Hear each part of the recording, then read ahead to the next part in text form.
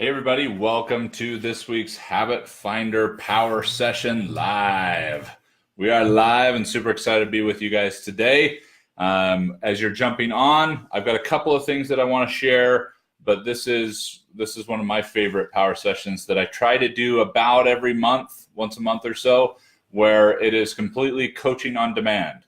So as you're jumping on, I want you to start thinking about questions you've got. What are you dealing with? What are you working with? What's frustrating you? Hey, everybody. What's working? What's not? Where do your thoughts have you? What's been consuming your mind? All of that. So please start thinking of questions that I could serve you with taking head on in this power session, and start throwing them in the chat, and I will do my best to get through as many of them as possible. Oftentimes we'll find a theme or a string of themes from people's questions, and I'll dive a little bit deeper in terms of how they're all connected. But super excited to see all of you here. Hello. Super excited for the power session today. I just said super excited like 3 or 4 times within 10 seconds, so I'll try to avoid that one from here on out. But it is a beautiful day, a wonderful week, and I was going to say super excited to be with you, but I just said it anyway. As you're logging in, again, this is our coaching on demand power session, where you as participants, you being here live, get the opportunity to extort me as your personal coach today. I've got a couple of things I want to share with you that kind of are a nice added tool and perspective from what we've been talking about in the last few power sessions, but this is all for you, okay? Rita said, what does my mind not say? I'm here and thinking of questions. Okay, so any questions that you guys have that I could serve you with, please throw them in the chat. Okay. Oh, Chris is calling tabs already.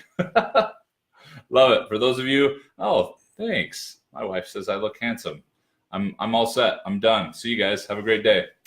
No, but tabs, for those of you who don't know, who haven't been on these power sessions consistently, is our safe word, because my mind, actually, I see Kelly Rife on here right now, and she said one of my favorite things that keeps me in check. I have a lot of pack to my punch, and Kelly is one of those brilliant, wonderful, amazing people I know, and I know she's learned to be careful with the pack to her own punch. So it was incredible guidance. And so what we have is a safe word. When I'm putting too much pack in my punch, you can say tabs, and that's my indicator that I've gone down a rabbit hole, that it's just flying over people's heads, or it's too much, and we want to keep things simple on here. So, but as you're jumping on, I want to make sure. Oh, thank you, Miriam, sharing such a nice message. Hey, Kelly. Calm down over there. Anyway, as you're jumping on, this is our Coach Demand session. I try to do this about once a month or so, where this is a session completely dedicated to you. What do you need? What do you want? What are you focused on? So you'll want to take advantage of the chat, okay? Let's see here. I just got way out of my way on your loving suggestion. Thank you for not withholding, or perhaps for withholding until exactly the right moment. Awesome. Crystal, thinking with the theme of agape love, what would you suggest for someone who is working with a person who has deeply hurt you? They want nothing more than to run away, but they can't. They work together. Ooh, that's a good one. Okay. Wow. Crystal, you're throwing a fastball, a heavy hitter right at me right off the bat. So, all right. First of all, let's cover a couple ground rules in terms of the context of what we're talking about here. Crystal was asking about agape love. Okay. This is the quintessential principle that we coach on. So just a quick review for people that aren't familiar. Agape love is a Greek word. It's the highest form of love. In the English language, we only have one word. It's love. In the Greek language, there are several, and the highest form is agape. What's interesting about agape love is it's the only love, okay, that is not emotionally driven. It's not emotionally driven. It's a heightened level of awareness. It's a clarity. It's an accuracy, an ever-increasing level of accuracy and clarity to be able to step away from our own noise, our own thought processes that show up when we're trying to connect with people, that make it difficult to do. If you're curious what your noise is specifically, you're in luck. We can measure that scientifically, as accurately as the thermometer can tell you what temperature it is outside. with the Habit Finder, which is the page you're on here. And if you haven't done so, make sure you jump onto habitfinder.com, where you can measure what your thought process is, what your noise sounds like, what risks, what strengths there are. And in particular to agape love, you're going to want to be considering the noise in the myself section, which is the mental construct of your self-worth or your self-esteem. Self-worth and self-esteem oftentimes gets lost on this fluffy, ethereal, energy ambiguousness of self-value or confidence or whatever you might use to call it. It's actually a set of thought processes. And the noise in those thought processes either support or sabotage your ability to clearly connect with your own self, your own real, genuine, authentic self. So agape love is applied to both others and to ourselves. So that's agape. It's the highest form of love. It's unemotional, or it's not unemotional. It's not emotionally driven. And it's an opportunity to be able to see someone. It often gets associated as God's love. If you Google it, you'll see a lot of references to that. That was later adopted because what's more accurate, what's more clear, what's more heightened level of awareness than God or whoever that is for you, whatever power that is for you. So agape love is what Crystal's referencing. So thinking with the theme of agape love, this heightened level of awareness, what would you suggest for someone who is working with a person who has deeply hurt them? They want nothing more than to run away, but they can't. They work together. Now, this is a really challenging one on a lot of levels. One, because I don't know the context, and Crystal, I don't know, I wouldn't want you to share anything specific on here, obviously, but I don't know the context of what was done to hurt them. But here's one thing that might help, okay? A couple basic principles just to get the wheels turning. And that is one thing that I actually teach my children, my three daughters constantly. I don't mind, well, I mind, but I'm not as concerned about people verbally bullying them because that's a thought process. What I will not tolerate is physical bullying. When it's verbal, it's oftentimes how it's received. When it's physical, it doesn't matter how you receive it. It's dangerous. And here's one of the first things that I always teach my daughters and that I've taught people in situations like this. And the first realization is that hurt people hurt people.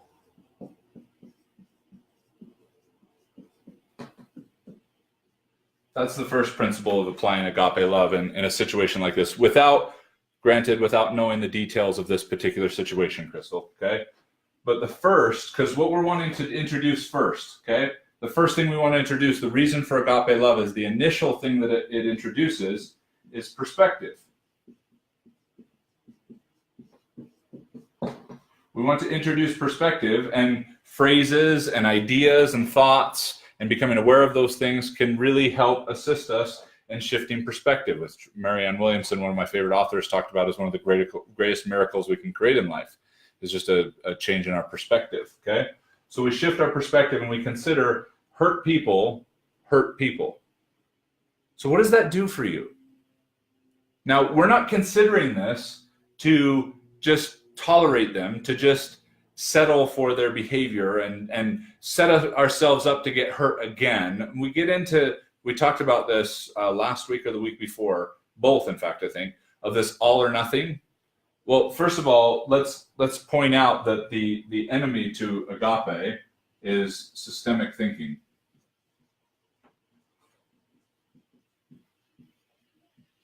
Because systemic thinking is that all or nothing, right or wrong. That's likely what created some of the most friction and the most pain in the relationship or in the offense that there could have been. And so we're not introducing agape to ignore the offense, to pretend that it didn't hurt so bad or anything else that isn't a heightened level of awareness. We're using this just initially to create perspective, not to rationalize it away, not to numb it, not to justify it, but to detach ourselves from systemic thinking. We're using the shift in perspective to get the systemic clause of all or nothing, right or wrong, life or death, and elevate our minds. Perspective can allow our minds to elevate from that systemic construct of all or nothing to an extrinsic. So we want to go from systemic and elevate to an extrinsic. an extrinsic dimension, which is practical judgment, common sense, to be able to consider things. So this perspective can help us start to break that down, that hurt people hurt people. So what that tells me is it allows me to begin, just begin to understand.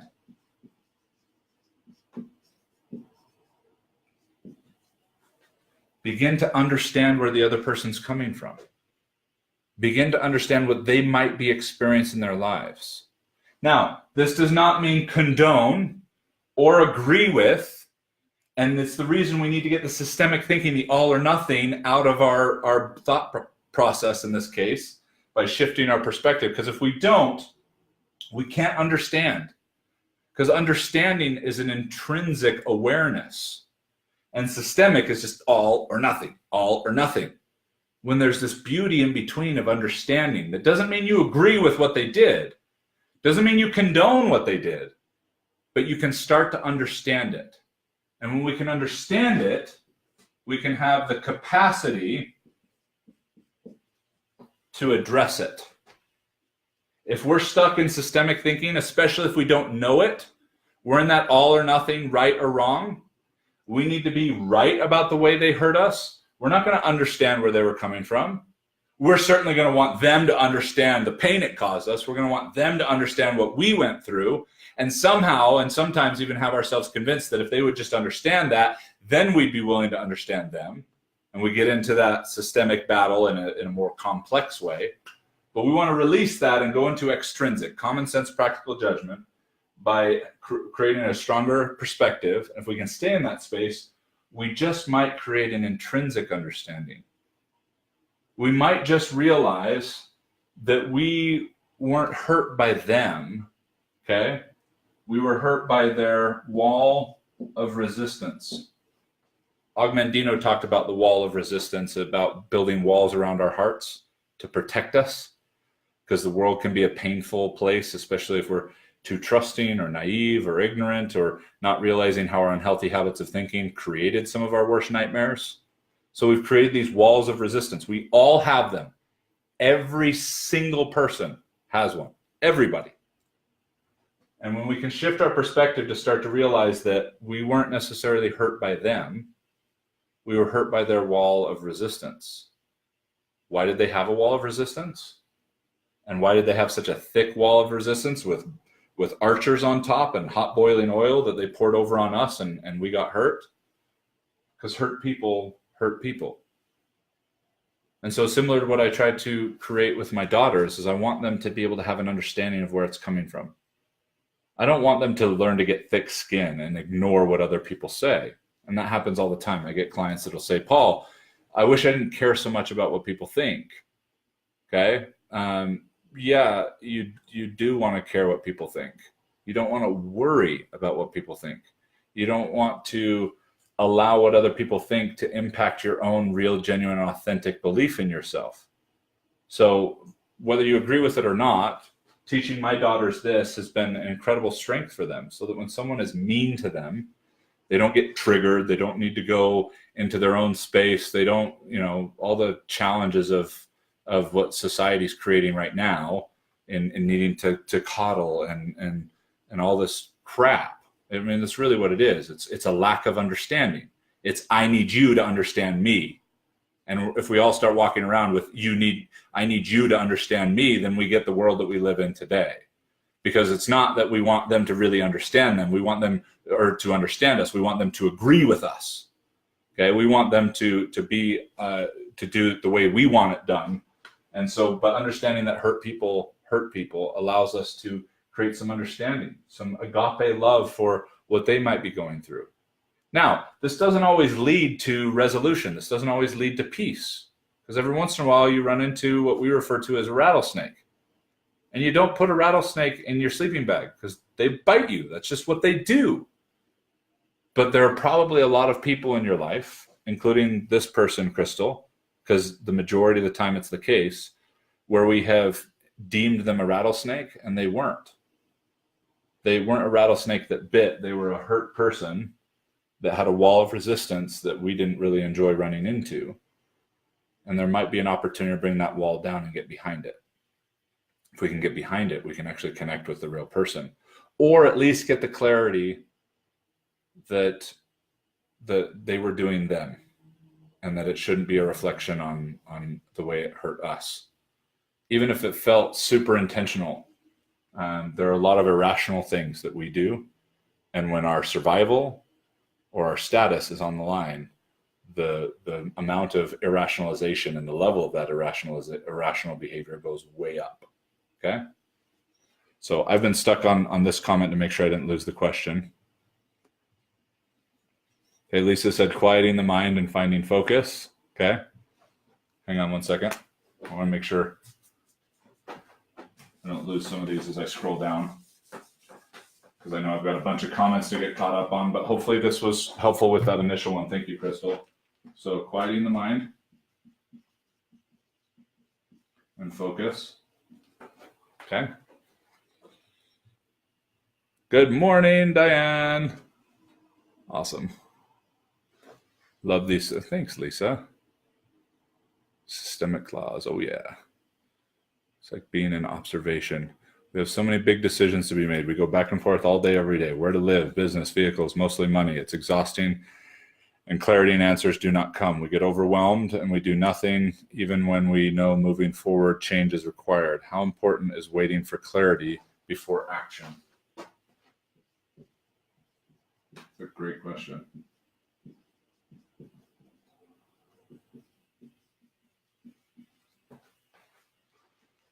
Begin to understand where they're coming from can be such a challenge sometimes. Oh, for sure, Paige, 100%. This is high level agape. This is really tough stuff in terms of, because you're getting every reason to be offended. You're getting every reason to retreat or to fire back or whatever the case is. This is not easily done. I don't mean to make it sound simple in the fact that you just turn around and now go to your worst enemy and just, it's going to be amazing. This takes steps. It takes a while to unring that bell. I have to step out of me and choose to want to understand them, for sure.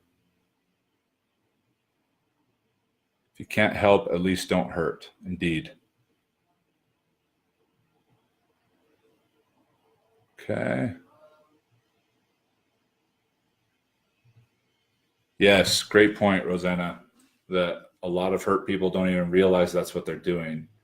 Or some of them are even hurting others unconsciously and sometimes even consciously to get other people to not like them or hurt them back, because somehow that would distract them from their pain inside and getting in. And it's just it's a distraction game. So it's certainly an opportunity to really understand some deep stuff. Okay, so let's cover these two real quick, and then any others, please throw them in the chat. So quieting your mind and focus. Okay, for those of you who have taken your habit finder, I want you to look at the structure section. Okay, it's the last section in the habit finder, the sixth section, the third in the outer world. And I want you to look at the third measurement down, called analytical. Remember, for those of you who have taken the habit finder, this is not saying whether you are analytical or not. This is a thought process that we have titled analytical. We're calling it analytical because it's way easier than calling it by its mathematical equations, okay? And so calling it analytical is measuring this thought process, and we're measuring the risk. That's what we're doing in the habit finder. What's the risk based on how this thought process thinks? If it's right in the middle, then it's very little risk, very little to no risk. That doesn't mean you're optimizing it or totally engaging that thought process. But for those of you who are at risk of it going to the right, to obsessive,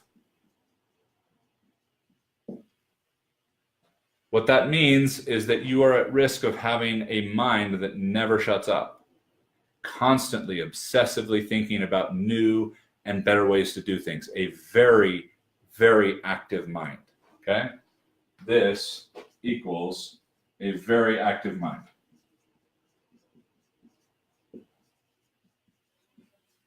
Now, just because you don't have this measurement doesn't mean that you can't have an active mind.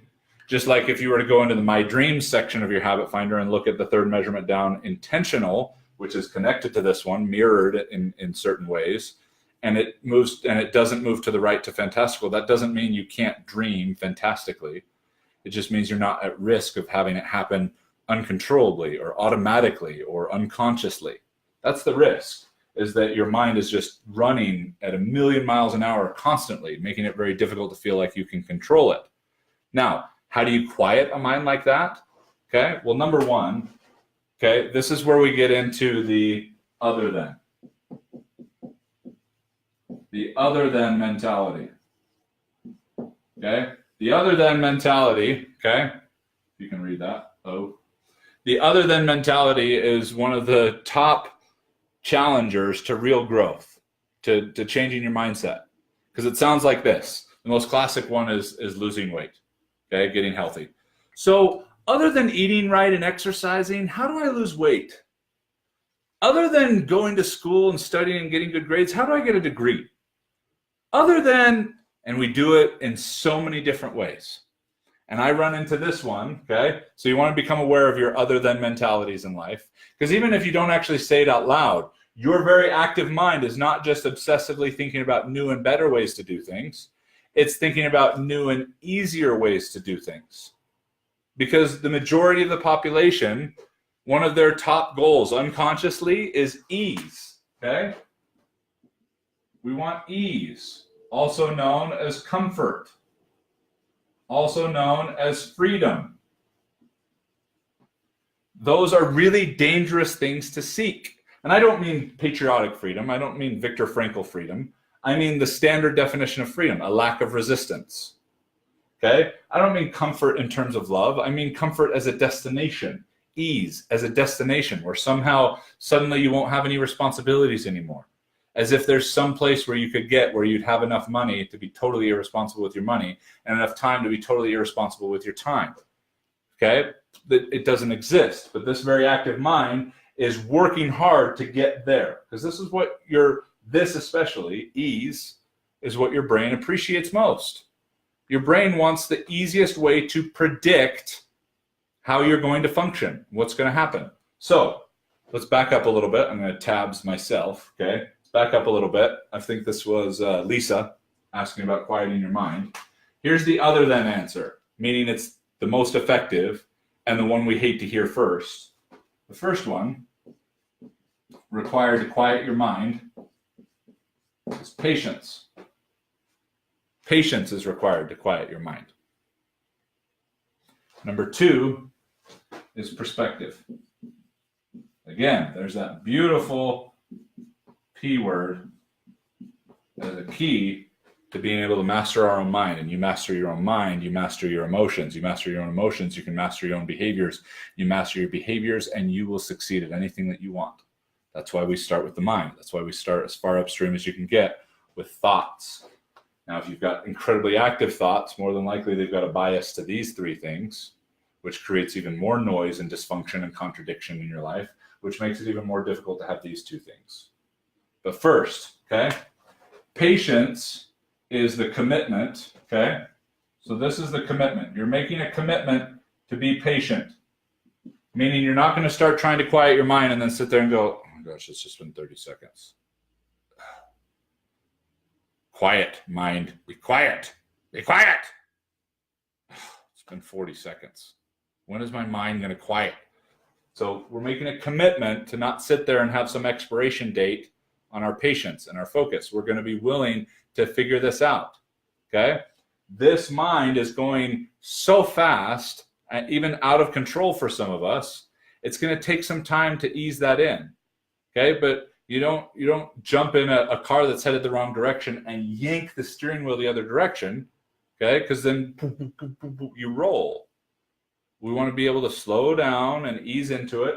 So the commitment is patience. It's going to take some time for you to, as I mentioned before, to unring this bell. It's going to take you some time to be able to be okay with some of your greatest gifts, because how active your mind is one of your greatest gifts.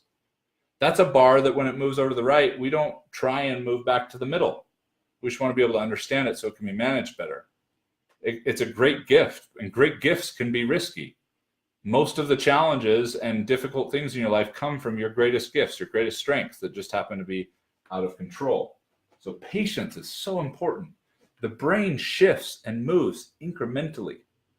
our conscious mind, our prefrontal cortex, the creativity, the practical judgment, the gifts that we've got, the ability to receive inspiration and be metacognitive and all that fancy stuff, okay?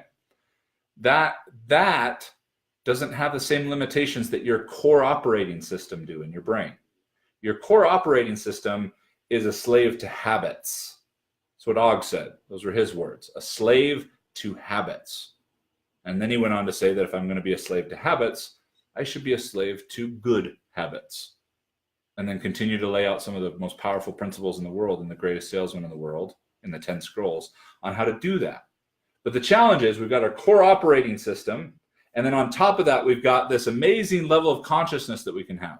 And that's going to dictate and influence our core operating system, but it takes time. It's like the dripping water that wears away at the rock, or as Og even said it in the scrolls, the ant that can devour a lion. It takes time. As he went on to say, we may be hacking at a mighty oak with childish swipes and feel like it's not doing anything, but eventually, if we have that consistency, then the mighty oak will fall. So the key to patience is understanding that frequency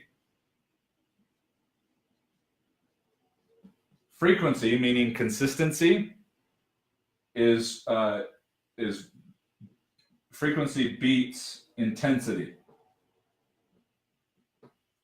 Your brain, to win this game against some of your core operating systems, some of your unhealthy habits of thinking, requires frequency, aka consistency, over intensity. But your conscious mind can run 100 miles ahead of your life and ahead of what's possible, and can create an orphanage in Africa in 2 seconds, and can build a multi-million-dollar business in 2 seconds.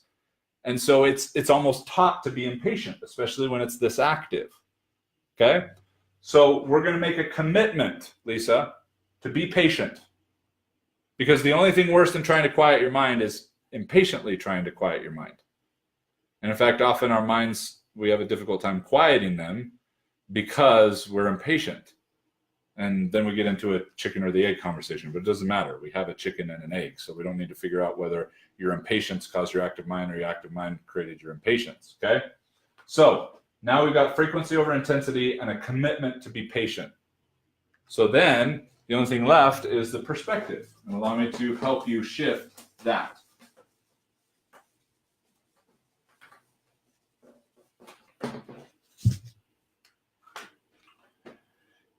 So perspective for quieting your mind.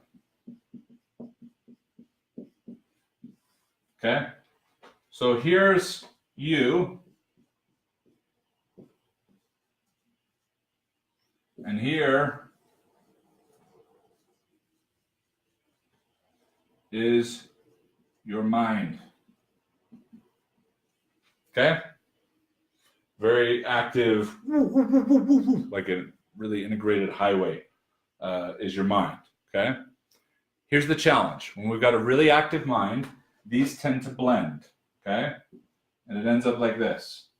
Here's you, here's your mind.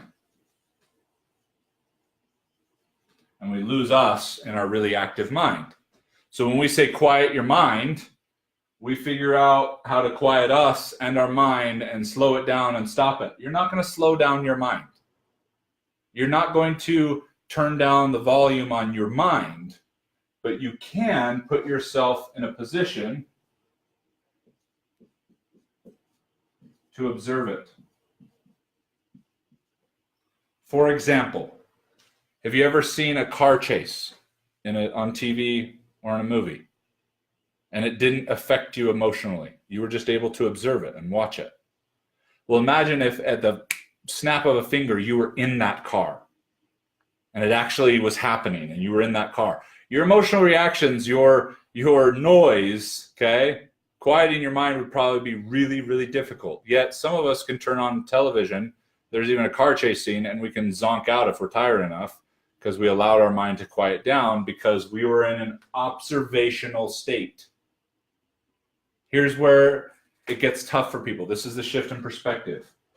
You quieting your mind is not directly injecting quiet into what your mind is trying to grab onto and think and do and analyze. That doesn't ever stop until you're dead.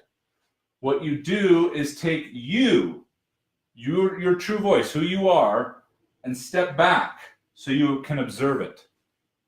Then you are quiet. Doesn't matter what your mind is doing at that point. Now it's like watching it on the movie screen, watching it on the TV. You're able to step back from your mind and observe it so it can quiet down. Meaning it quiets down in terms of the reaction it's creating in you, the impatience it's creating in you, the anxiety, the stress, the overwhelm that it's creating in you, to be able to step back and just observe it. It's amazing when you stop trying to quiet your mind that it actually gets a little quieter. When you stop trying to control your mind, it actually gets a little bit quieter. This is one of the key principles in transcendental meditation and yoga and other things, where it's not about not thinking anything. That's the perspective that doesn't serve, is people were taught that quieting your mind meant not thinking anything. It all has to do with the perspective. Rather than being in the mess, like in the car chase on the TV, you're going to step back and sit in the recliner and watch it and observe it. The show still happens, but it feels very different, quieter even, when you can observe it rather than be in it. So those of you who have a difficult time quieting your mind, first and foremost, you've got to make a commitment to be patient. But secondly, you've got to make sure you have the right perspective. You're not trying to go in and jam a rod into the wheels and cogs of your mind to get it to stop. That you would die, okay? What you're doing is putting yourself in an observational position. And when we do that, it's amazing how we get emotionally separated from it, which can cause us to be able to we are in a quiet place and we're observing our mind, no matter how noisy it wants to be. And when you do that well enough, eventually you can get to the point where you can actually turn the volume down. But first, let's get you out of the car chase. Let's get you out of the craziness of actually being in it and get yourself into an observational place. And this requires practice, okay? And it's difficult if you don't bring patience. It's impossible if you don't bring patience into it. For those of you who've done yoga and meditation, you'll sit there and just not try and force your mind to go anywhere, and then all of a sudden it goes into this peaceful state. And then it's almost when you realize that it went into this peaceful state that you kick it back out. But that's fine. We're committed to being patient. We know that we only need a few moments of a quiet mind to be able to be in an exponentially more powerful place for the rest of the day. It's pretty awesome.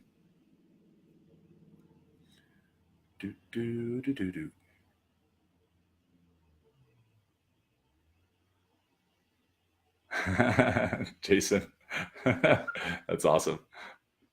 Very cool. Shout out to Jason Cisneros, my man, our business consultant. Oh, he doesn't like the term consultant the same way I don't like the term life coach, because he's way more than that and way more talented. So much room for that giant head. Awesome. Let's see here. Notice him so he can pipe. This is awesome. I'm just catching up on the chat. Sorry, guys. You guys saw this probably a few minutes ago. So if you've been wronged and you know you're right about it, how do you stop the internal need or drive to want others to know that you are right? The need to be right runs deep, especially if you've been wronged. Ooh, that's that systemic thinking, Crystal. And it is hard to surrender because it fights hard to hang on. It's at the core of that operating system we were talking about, the core of your brain. That's how it operates. Fight or flight, right or wrong, all or nothing. The amygdala, the basic hard-coded part of your brain. One of the advantages that we have is language, because that part of the brain only has feelings, instinct. It doesn't have language. So something as simple as possibly asking yourself, Crystal, what would my life be like if I could let go of the need to be right about the way they wronged me? What would that feel like? And just introducing that concept to your brain through language out loud gives you the upper hand. It doesn't get rid of the feelings. It doesn't get rid of the offense. It just makes it a fair fight. Observer's chair all the way. If you haven't read that, go onto our website and get a copy of the Observer's Chair. It's all about what we're talking about. My granddaughter needs to learn this. Could help with her ADHD. Oh, thank you, Sally. That is such an overdiagnosed thing. It's like personality tests. You know, it's like, oh, well, see, this says I'm a high this and a low that. See, that's why I'm a jerk. No, or ADHD. See, that's why I'm always off task. And it's almost like it gives an excuse or a label to it rather than the capacity to understand it. I've worked with some of the wealthiest, most successful people in the world, and almost all of them have a form of ADD or ADHD. Now, I'm not dismissing the very clinical nature of extreme cases. I'm not that ignorant, okay? But I know that it's perpetuated by giving a diagnosis and especially medication rather than principles and tools in many cases. Not all. Similar to depression, massive sensitivity and respect and empathy for the clinical levels of those challenges. It's just oftentimes overdone. If you're sitting there going, I'm never going to be super successful because I've got ADD or I've got ADHD, I'd love to introduce you to some incredible CEOs, some amazing owners who own that, who love that part of them. And what they understand, something Jason teaches beautifully in his business growth course, is being able to build a team around you so that you can actually take advantage of that as one of your gifts, as one of your strengths. If it's just a handicap, if it's a diagnosis, you don't get to find the light in it. You don't get to find the beauty in it, which makes it impossible for you to build the infrastructure around you in your life that can support it. So glad you brought that up. Super powerful. So this is a good plan for responding when people seem hurtful. Get out of systemic thinking, right or wrong, good or bad. Remember, hurt people. To shift your perspective, you aren't necessarily hurt by them. You are likely hurt by their wall of resistance. Step into agape for them as a being. Remember to have agape for self. Get into curiosity. What's going on with them? What's the hurt leading to their wall of resistance? Yes. Beautifully summarized. Thank you, Paige. Really simple perspective to be able to start considering this. Now understand, agape love is clarity. Okay? It's clarity. It's not necessarily a warm, fuzzy blanket. But we want to make sure that we're not reacting to their wall of resistance by throwing our wall up and then we're exchanging blows and we're playing rock, spear, rocket, bomb, where they threw a rock at us, so we threw a spear back at them and they launched a rocket at us and we dropped a bomb. That's the risk of systemic thinking. And then we spend the rest of our lives trying to prove what they did to us, and they're doing the same thing. Only to realize we were both feeling really similarly, but impossible to understand because we were feeling systemic about it. So, beautiful summary. What is the first step in working with a client that has an obsession with her perspective that is not serving her opposite to her goal? So I'm going to come to that in just a second, Rosanna, because I don't want to miss, just because it's beautiful for our very active minds, what Carla, I think it was Carla, that asked about clarity before action. Because this one's super simple, okay? There are basic principles in life, okay? Like, for example, every day, basic principle, every day you have the choice to escape or engage.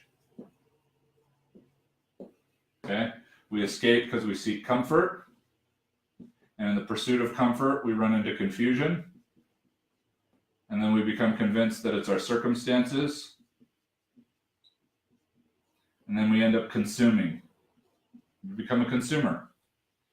We consume things. We consume mindless television. We consume bad food. We consume unhealthy relationships, whatever, because all we wanted to escape. If we engage, okay, then we find clarity, find inspiration, we find passion, we find growth, we find success. Okay? Also known as creation. So, which one involves action? The risk is when it gets disguised, meaning, oh, I need to find clarity, which is an escape, the way it was delivered. I need to find clarity before I can act. Well, if we turn this way because we need to find more clarity before we can take action, then we know we're seeking comfort. We're going to run into confusion. We're going to be convinced that our circumstances need to shift before we could ever find clarity. And we're going to end up consuming things, consuming our time, consuming unhealthy food, consuming unhealthy relationships, so on and so on. Or we can choose to take action on basic principles. Now, it's really important to step back and make this really simple in this particular case, Carla, because I saw you were looking at house, where to live, money, different things. Well, what is the most basic need? What's the most basic need that you have right now? For example, one of our basic needs is to make money.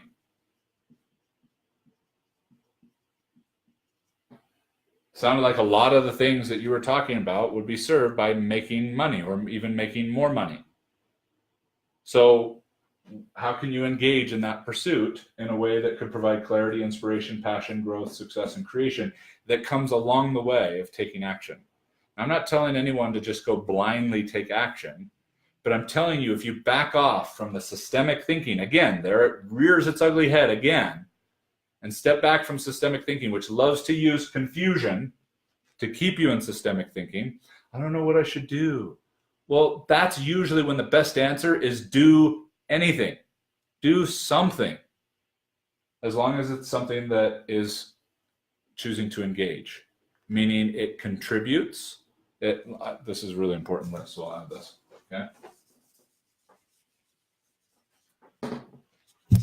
Do something, do anything, as long as it connects you to people, it contributes to the world,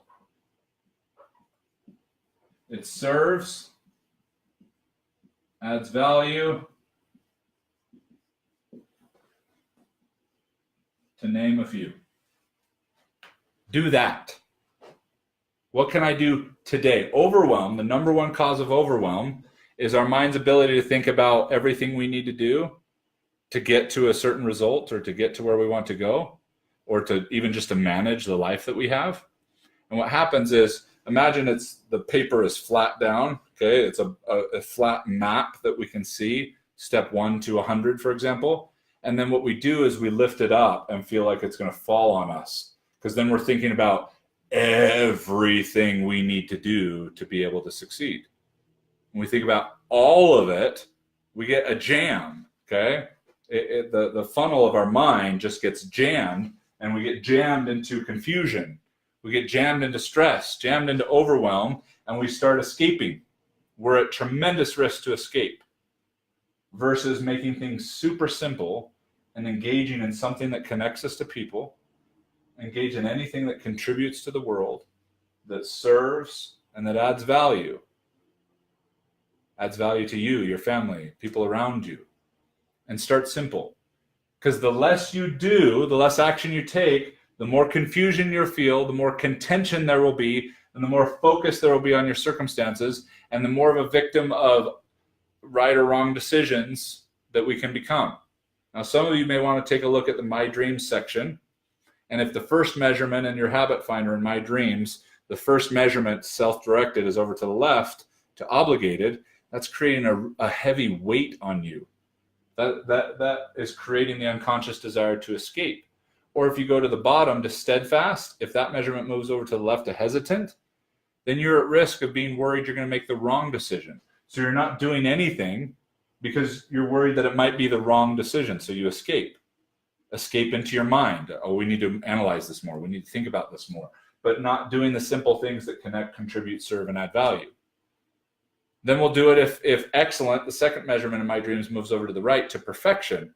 Then we'll procrastinate and we'll put it off, because there's no way we can connect, contribute, serve, and add value perfectly. So we procrastinate for fear that we're not going to be able to measure up to that perfection that's in our mind. That no matter how consciously you believe perfection isn't possible, that thought process doesn't care. Okay? Hope that helps. All right? So clarity before action is a dangerous thing. There's some things you want to think through, but if you feel it leading to more confusion, more of a focus on your circumstances, and especially the symptom of consumption, then you know that you've been choosing to escape. And it's time to start super simple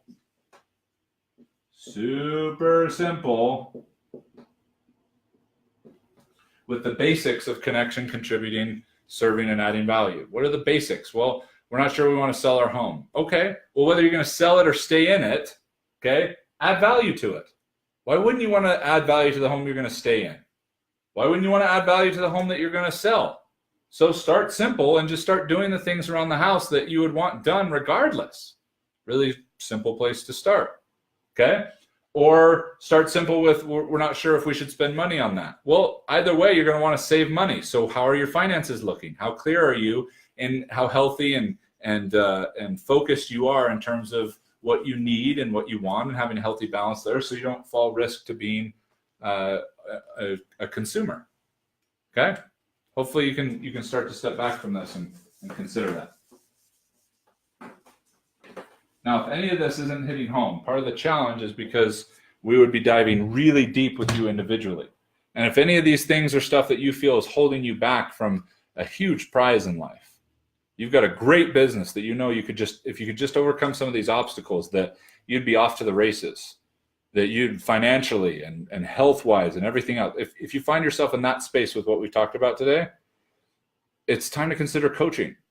It's time to consider getting in one of our groups or getting into one of our one-on-one coaching to be able to really dive deep and take you on. Is it a major investment? Yeah. But people are spending 3 times what we charge for coaching, 10 times what we charge for coaching to get a college degree that doesn't even guarantee them anything other than statistics that have said you'll make more money with this than without it. So the lifetime value of you being able to remove these barriers, if you're ready, which require a very similar commitment to what we've been talking about today. Coaching on the level that we do, that creates the results that we do that are very uncommon, requires patience and perspective. Patience is your commitment. Perspective is what we're going to help you shift, because that lays the groundwork for healthy habits of thinking. And healthy habits of thinking, being a slave to good habits, is going to allow you to create success in all ventures. Okay? What is the first step in working with a client that has an obsession with her perspective, that is not serving her opposite to her goal? Well, first, Rosanna, is going to be exploring your own need to be right. Because often we notice other people's really quickly when we've got a challenge with it ourselves. And when we want to explore our own perspective, like, why is what I have to say or what I think more important than theirs? So we want to examine that first. It doesn't mean it's not valid. It doesn't mean you can't share it. It just means oftentimes we're hearing more and more from people's obsession and their perspective when they are concerned that it's not landing, that you're not understanding it, that they're not being heard. That's super important. So when I have a split second of quiet mind and then jump back into busy, confused mind, are you saying I'm making some progress because of that split second? I just need more split seconds? Yes, Charlene, absolutely. Incremental. But what we do is we get that split second and then it goes away, and all we do is focus on the fact that I could only maintain it for a split second. I'm such a loser. I can never do that, rather than going, oh, that split second was great. And with how fast your mind works, a split second can be as powerful as an eternity, because of how, your mind doesn't care about time. It manipulates time all the time. Your mind doesn't operate on time. That's why you can go to something you're not that excited about and it can feel like it takes hours. And then you can go to something you're excited about and feel like it flew by in 15 minutes. The mind doesn't care about time, okay? The mind just cares about what you are celebrating, what you're focused on, what you're creating. So celebrate that split second. It just might turn into 2. And then that 2 might turn into 4, and that 4 might turn into 8, which brings me to one of my favorite analogies. Do you know how many times you have to fold a piece of paper for it to reach from here to the moon? Anybody? How many times you have to fold a piece of paper for it to reach here from the moon? Now, you couldn't possibly fold a piece of paper this many times, but if you take a thin piece of paper, okay, and you fold it in half, and you fold it in half, how many times would you have to do that for it to reach from here to the moon? It's like 37 or 42, somewhere between there, 37 or 42. It's way lower than people would think, because of the exponential growth of each time you fold it in half. A split second today could be 5 minutes next week and could be an hour next year, and then the game totally changes. But we're not going to get there if we don't commit to be patient and have the perspective of celebrating those things. Oh, I hate systemic thinking. Well, those are the only 2 options. You either love it or you hate it. Or we can step back from even that systemic thinking, Crystal, and appreciate it. Because there are a lot of benefits to systemic thinking. Hate labels for people. Amen to that. Our struggles are our biggest gifts, for sure. So help. Thank you. Being okay with this gift of overthinking. Absolutely. So good. Please repeat the first measurement. Shoot, which one was, Marilyn, which one was I talking about? Oh, you'll listen again. Okay. All right. Woo. What a day. This was fun. Okay. Thanks for the great questions. Thanks for the interaction, for the opportunity to be able to take on what's been on your mind. Again, keep coming to the power sessions. About every 4 or 5 weeks, I'll throw in one of these on-demand sessions, and you'll be able to throw questions out as to where you're at and what's going on. But again, if you haven't taken the Habit Finder, take it. You can meet with one of my specialists for free. Okay. Will they talk to you about coaching? Yes, only if they feel like that's the right step for you, because they work with thousands of people. And so trust them to be able to understand whether that's something you should be considering or not. Who makes the ultimate decision in the end? You do. But they don't need to sell you into coaching. They're spending time evaluating whether that's a worthwhile investment for you. But before they can even evaluate that, they've got to help you understand your habit finder. They want to create a win for you in terms of understanding your habits of thinking. Because if we can't create a win for you with that, then why would you want to do the coaching? But if anything we talked about today feels like if I could just get that out of my way and be off to the races, then let's talk. Let's talk about coaching. Okay. Thanks everybody for being on the power session today. Love you all. Have a great day. And we'll see you next week. Take care.